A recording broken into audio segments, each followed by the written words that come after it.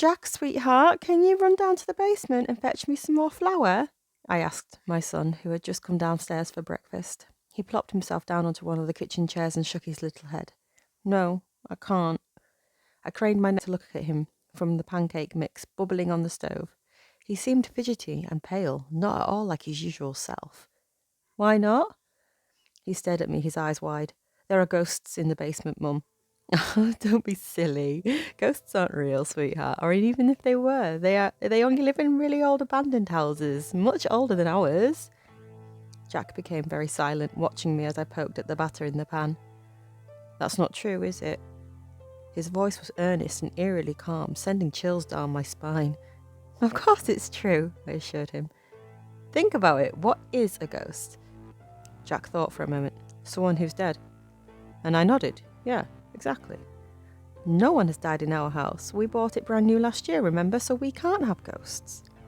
How do you know? My heart skipped a beat and I turned to look at him again. For a 7-year-old, Jack was an incredibly deep thinker. A quality that had the capacity to both impress and unnerve. How do I know what? How do you know that no one has died in our house? I tapped the spatula against the edge of the pan.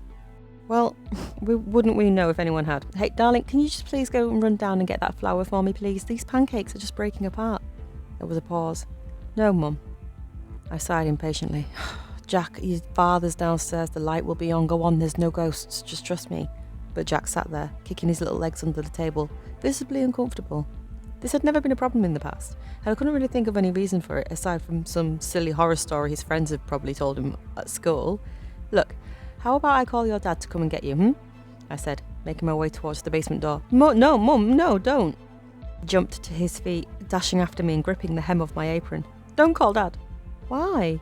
His eyes welled up with tears. I don't like him. I stared back at him. You don't like him? What? Why? He's a bad person. What? How can you say such a thing? He stuck out his bottom lip. He's very angry. He's not angry, sweetheart. What makes you say that? Well, Jack sounded hesitant.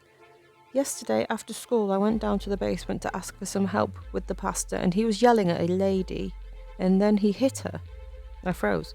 What pasta? What lady? He hid his face in my apron and shook his head.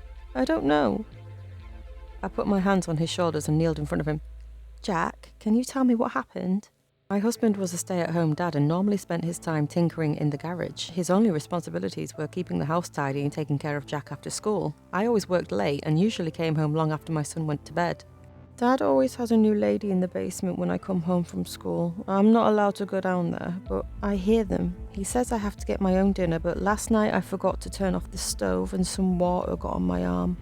He pulled up his sleeve, revealing a large area of scorched skin on his forearm. I stared at it, and then at my son in bewilderment, my throat closing up. And then I went downstairs to tell Dad, but he was busy with the lady. He got really angry when he saw me. I didn't know what to say. My heart was thumping fast in my chest, making me feel lightheaded. What happened to the lady, Jack? I whispered. He bit his little lip. I don't... She lives in the basement now. They all do. My blood ran cold. Stay here, Jack. I'm going to talk to your father. No! Jack grabbed my sleeve. Mum, you can't go. Mum, no. Baby, I have to. Don't worry, the ghosts won't get me. I just need to find out what's going on. No, you can't go, he kept repeating, frantically tugging at my blouse. Dad said you're not supposed to know about last night. I stared at him. What? This is important, Jack. Your father is supposed to be taking care of you. Jack crumpled to the floor, burying his face in his little hands. I'm afraid, he said. I'm afraid that if you tell him, he'll make me return to my grave. My boyfriend was up unusually early this morning. I wish I never found out why. I'm going to take out the trash, my boyfriend Kyle announced as soon as I entered the kitchen that morning. I hadn't expected to see him up so early, certainly not after how late he must have gotten home last night. After spending Friday nights bar hopping with friends, Kyle usually slept in until lunch. Okay, honey, I said without particular interest. Thank you. I grabbed a bowl of cereal and sat down at the kitchen chair.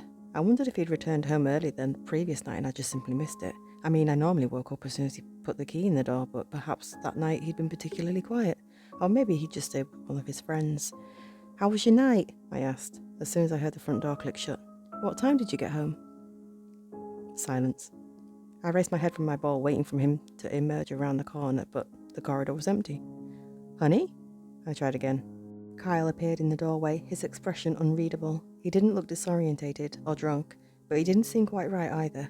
His hands were fidgety and his eyes wouldn't meet mine. Kyle? I grunted, trying to tame the lump in my throat. What's the matter? He took a deep breath and parted his lips, as if he was going to speak, but then hunched his shoulders and shook his head. I need to take out the trash, he said. I gawked at him, dumbfounded. But you just did. He shook his head and glided towards the trash can cabinet, opening it and producing another bag from within.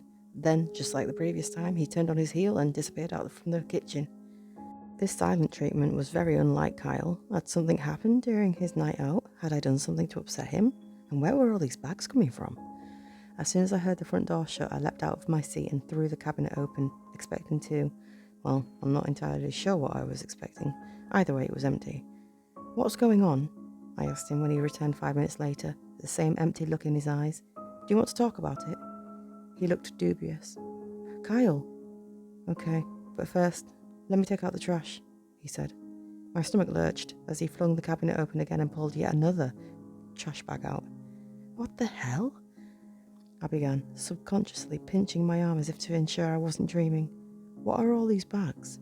But he wasn't listening. Instead, he turned his back to me and retreated the same way he just came. A chill crawled up my spine, like what the fuck is going on? I could have sworn the cabinet had just been emptied literally seconds ago. Where'd that bag come from and why wasn't he taking them all out at once? Like, what? Shutting the front door behind me as meticulously as I could, I crept down the hallway leading to the stairwell. I needed to investigate. Kyle had never willingly taken out the trash before, and he said the garbage chute gave him creeps. So, our apartment was on the 5th floor, so there was no way he was going down all those flights of stairs with a single bag of garbage. The door to the garbage chute at the end of the hall was ajar, and I could hear the faint wail of metal as it was being pulled open. Suddenly, at a loss for what to do, I mean, wouldn't it be weird if he just found me stood there? Like, what exactly was I planning on saying? Oh, what am I getting worked up for? It's just my boyfriend, for God's sake. He'd probably had a falling out with one of his friends, or maybe I was snoring again and he couldn't get back to sleep. But what I saw when I opened the door will remain with me for the rest of my life. Kyle was sitting on the chute, his legs already swallowed by the darkness within. Slowly but surely, he was edging his body into the chute, his palms pressed against the metallic finish. He turned his head at the sound of the door opening, and for a brief moment his eyes lit up with a recognition. Kyle! I ran towards the chute, my heart practically leaping out of my chest. What are you doing? But it was too late. Startled by my voice or by my presence, he let go and disappeared into the chute. Thud. I wanted to scream, but it was as though I'd just suddenly gone mute. Fear sizzled through me like electricity as I flew down the stairs to the manager's office. Give me the key to the trash room. My boyfriend is inside. He looked at me over the top of his glasses as though questioning my state of mind. That's impossible. I have the only keys. Tears were flowing freely down my cheeks and my clothes were damp with sweat. I must have looked a downright sight, but I just didn't care. He fell into the chute, I sobbed, grabbing the edge of his desk for support. From the 5th floor. Everything happened quickly after that. An ambulance was called, as were the police. At first, they were hesitant to tell me what they'd found. They kept insisting I sat down and had some water, throwing leaflets about therapy and mental well-being into my lap. Please, just tell me. Just tell me. I kept repeating, but nobody was listening. Hours seemed to pass by without a single word of affirmation or any information needed to piece the events of the morning together. The ambulance left within about 20 minutes of arrival and left the police to take care of it. I couldn't understand. I mean, even if Kyle was badly hurt, he'd still need to be looked after at the hospital, so why had they left? Eventually, an uneasy-looking officer took a seat next to me. Ma'am, he began slowly, studying my reaction. Your boyfriend is gone. I buried my face into my hands. Of course he was. He just jumped down a fucking chute, plummeted God knows how many feet. But your story isn't quite adding up, he continued, his eyes narrowing. You said he'd fallen into the chute, but... He took a deep breath, his forehead creasing. But we found him. Well, parts of him. Inside a garbage bag. My blood ran cold. It was like I could no longer understand what he was even saying. His mouth was moving, but the words, the sounds were just jumbled and wouldn't make sense. Inside a garbage bag. What the fuck was that supposed to mean? He explained that the garbage bag had been there for at least several hours before the police were called. He said that there was no doubt that its contents belonged to Kyle. He asked whether I had any idea what happened. Then, in a much softer tone, he added that I'd be expected to come in for questioning. When I finally returned to my apartment that morning, all I wanted to do was fall into bed and go to sleep, praying I'd wake up to discover that this had all been nothing but a bad dream. But as soon as I entered the bedroom, the front door slammed shut. "Hello?" I called out, my voice meek and croaky. Just silence. A newfound sense of dread filled my lungs as I recalled the events of the morning. As I tiptoed slowly towards the kitchen, I couldn't help wondering if... No, it couldn't be. Kyle was leaning over the trash can cabinet, a new garbage bag in his grasp. He spun around and our eyes met. "I'm just going to take out the trash," he said. I stared at him, my breath catching in my throat. Here he was, right in front of me, talking about trash as if it was the most casual thing in the world. In a feeble attempt to make him stay, I asked the only question I could think of. I asked it, even though I already knew the answer. What's in the bag, honey?" I was just an 8-year-old girl when I told my dad that I saw Mum naked wrestling with a man that wasn't him. She swore up and down that she never cheated on him, but Dad didn't believe her. 2 years after the messy divorce, my mum started seeing a new guy she met in AA. She introduced me to him, but I already recognised him. He was the guy who was sleeping with my mum when I was 8. But they wouldn't have sex for the first time until 5 years later, on their wedding night. Mum was a good woman. It was around that time that I realised that I could see things before they happened. I'll answer some questions you probably have. No, I don't know the winning lottery numbers. No, I don't get to choose what future I see. And no, it's not easy to change the future once I have a vision about it. My visions are a lot like one of those 100,000 piece jigsaw puzzles. I get to look at the image on the box to see how it will turn out in the end, but it's like the other people are putting the puzzle together. And I can't stop them. It might take a long time for them to be finished, or maybe there are only a few pieces left by the time I get involved, but for the most part, the pieces always fall into place. I can try to remove certain pieces or rearrange them, or force the wrong pieces together.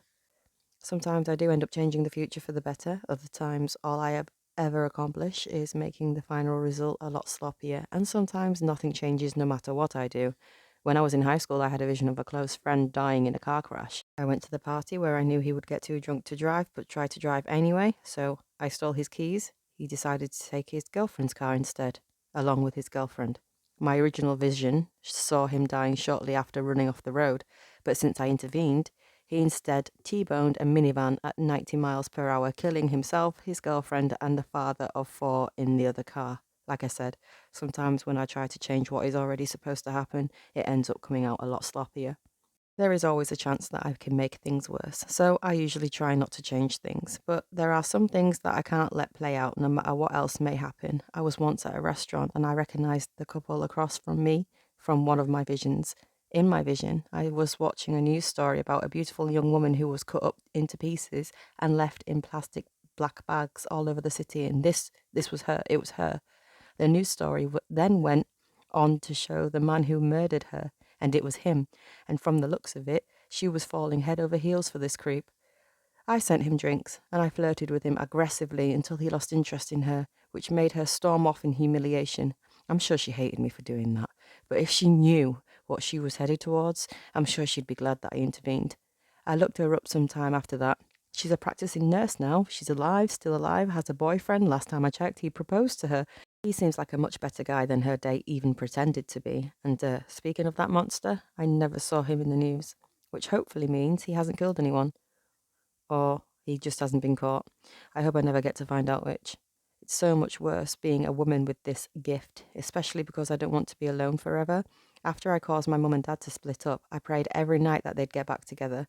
But when it became clear that they never would, I promised myself that I'd find someone and have the happy marriage that I always wished they had. But being able to find somebody and see how a date is going to end before it even starts has also destroyed my trust in men. And it is already hard to trust them. There are times that I feel like I'm almost ready to get back into the dating scene, only to have a horrifying vision showing how putting my trust in a stranger plays out. I know not every guy is like that, but too many are. And I don't get to see the future of every date I go on, just a few of them. So the best I can do is avoid the truly awful men who attack me in my visions. But my visions have only saved me from some evil men. Some. not all.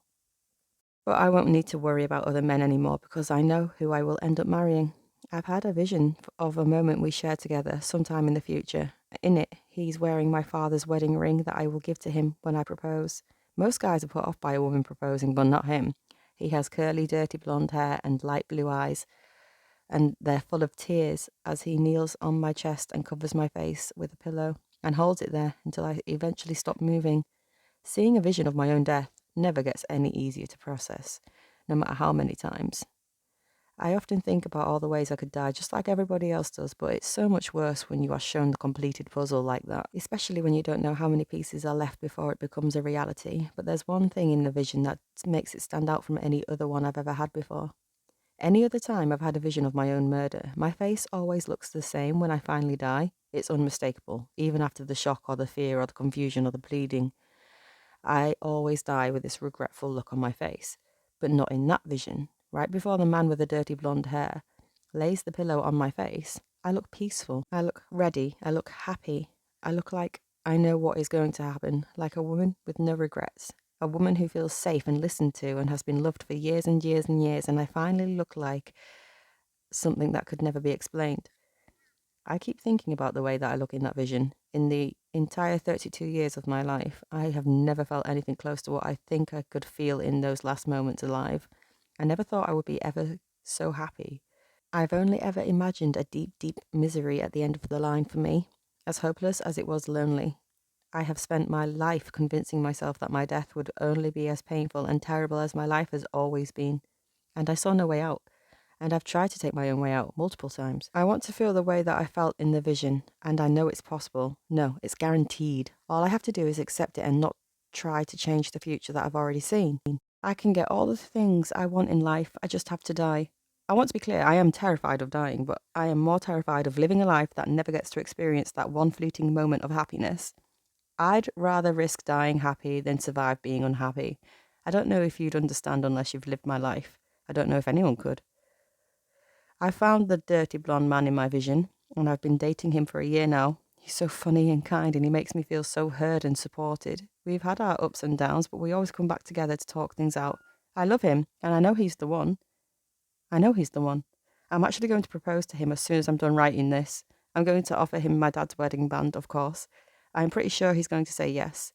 I'm looking forward to it, but I'm dreading it at the same time.